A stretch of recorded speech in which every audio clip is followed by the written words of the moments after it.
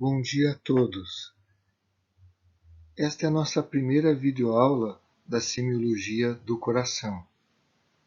Nosso foco aqui é a caracterização dos sintomas, os sintomas que são mais prevalentes. Então, nos próximos slides, vamos discorrer sobre eles. A dispneia é um dos sintomas mais comuns em pacientes que apresentam doenças cardíacas. O paciente pode referir como falta de ar, cansaço, fadiga. E o grande desafio inicial é realmente definir se trata de dispneia, de falta de ar, ou falta de fôlego, como o paciente diz, ou se de repente a interpretação dele está errônea e eu estou frente a um paciente com astenia, cansaço. Se realmente concluirmos que se trata de dispneia, a outra questão é, essa dispneia mais provavelmente é de origem cardíaca ou mais provavelmente é de origem pulmonar? Então, na prática, muitas vezes é difícil, no primeiro momento, a gente fazer essa diferenciação. Mas, didaticamente, vale a pena conhecer a apresentação mais comum quando a causa é o coração.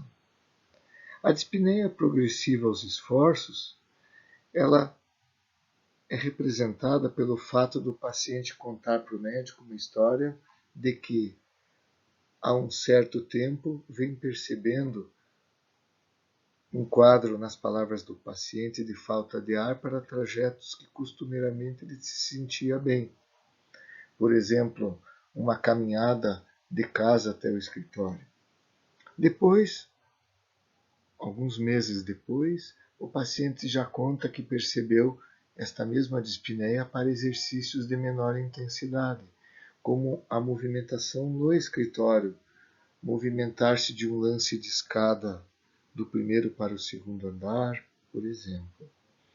Na sequência, o quadro estando mais grave, o paciente pode ter dispneia ao tomar banho e inclusive ao repouso.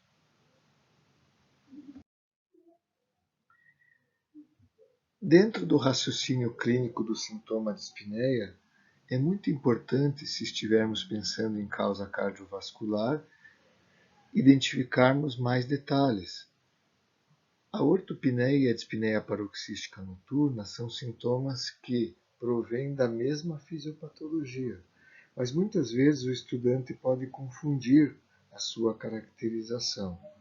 Então, na ortopneia, o paciente tem dispneia quando, estando em decúbito dorsal, por aumento do retorno venoso, aumenta a congestão pulmonar. Só que o detalhe é que, nesse caso, o paciente em nenhum momento está dormindo para que esse sintoma venha a surgir. Já na dispneia paroxística noturna, o paciente relata para o médico que deita tranquilamente para dormir, mas que, certo tempo depois, acorda subitamente com muita dispneia, muita falta de ar.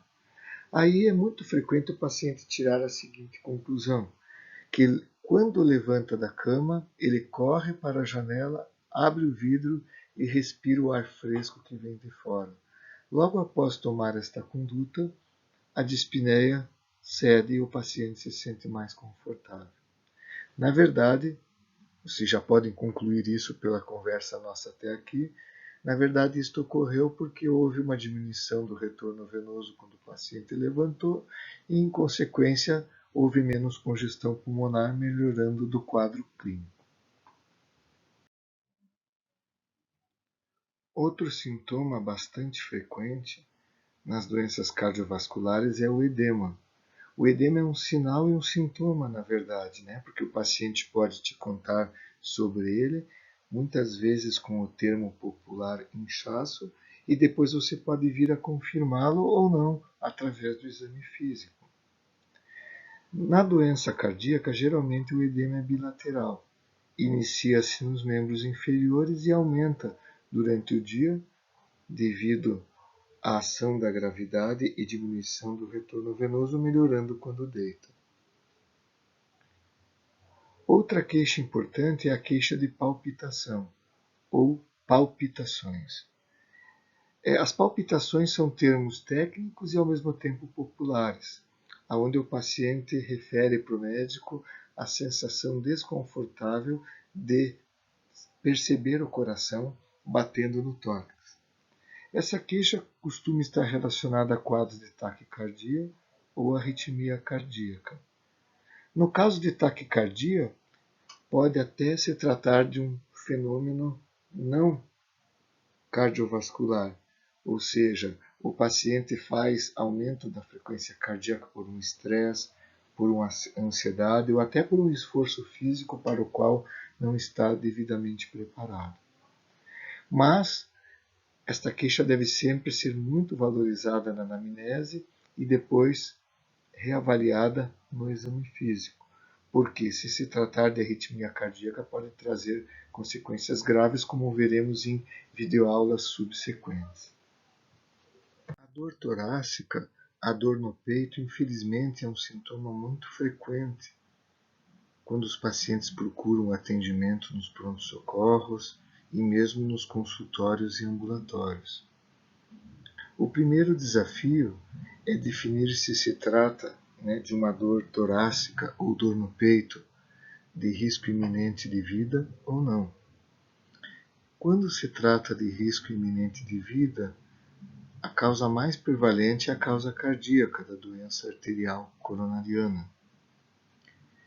Conforme as características, se levar-nos a pensar nesta possibilidade, o termo que se usa é angina do peito, ou angina pectoris. Se trata de uma dor retroesternal ou precordial, entendendo-se pelo precórdio a região de topografia do coração no hemitórax anterior esquerdo, que habitualmente é desencadeada pelo esforço físico ou muita ansiedade que o paciente apresenta. A angina do peito ela pode ser dividida em níveis diferentes de gravidade. A angina estável, menos grave, depois uma evolução para angina instável e o infarto agudo do miocárdio. Não necessariamente ocorre essa evolução. O indivíduo pode evoluir diretamente para infarto, mas, didaticamente, é muito interessante se conhecerem as características de cada uma. No caso da angina estável, a dor cede rapidamente com a suspensão do fator desencadeante. Geralmente, dura de 5 a 10 minutos a partir da suspensão do fator desencadeante vindo a ceder. A angina instável apresenta dor com mesmas características da angina estável. As diferenças são que a angina instável ela não cede com facilidade, mesmo já estando o indivíduo em repouso ou controlando melhor a sua ansiedade. Muitas vezes, inclusive, o paciente se antecipa utilizando vasodilatadores coronarianos sublinguais para que somente dessa forma a dor ceda. Na angina instável, a duração é maior. Geralmente a dor leva de 20 a 30 minutos para ceder, ao contrário da angina estável. É importante prestar atenção durante a anamnese em como o paciente está se apresentando à sua frente. Se o paciente está apresentando uma palidez muito significativa, está queixando-se de sudorese fria, mostra-se já na anamnese com um maior comprometimento do estado geral, ou já vem com o relato de que a enfermeira obteve dados vitais que denotam possibilidade de instabilidade hemodinâmica, o médico deve pensar nesse caso na possibilidade de já estar se instalando um quadro de infarto agudo do miocárdio. Para concluir, vou fazer duas considerações.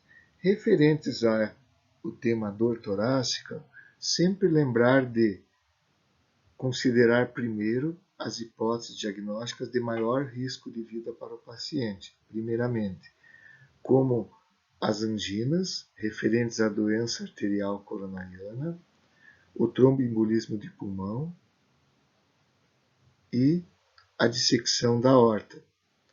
Claro, existem outros exemplos, mas os mais comuns de maior risco seriam estes. Caso eles não sejam confirmados, então partimos para hipóteses nas quais o risco de vida não é iminente. Estas causas não são menos importantes, mas podem aguardar um pouco. Alguns exemplos são a doença do refluxo gastroesofágico. Outro exemplo seriam dores de origem musculoesquelética ou até dores com etiologia psicossomática.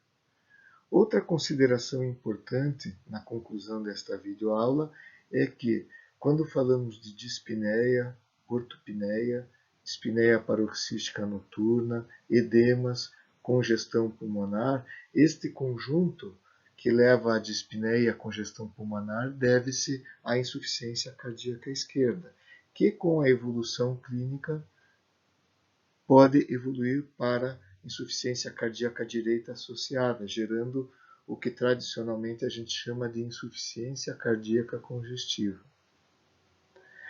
Claro que estes tópicos serão mais aprofundados nas próximas videoaulas. Até lá!